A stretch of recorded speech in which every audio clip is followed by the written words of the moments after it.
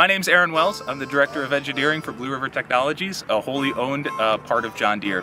We're here today to unveil the next generation perception system for our large ag market. So what's behind me is a 9RX fitted with our Generation 2 perception system that consists of 16 cameras mounted along the eyebrow of the cab.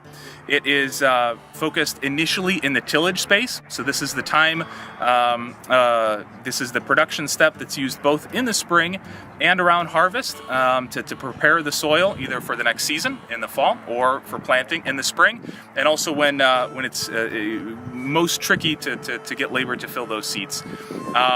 The autonomy capabilities are going to launch in tillage, but we have aspirations to bring that to all the different production steps in the future.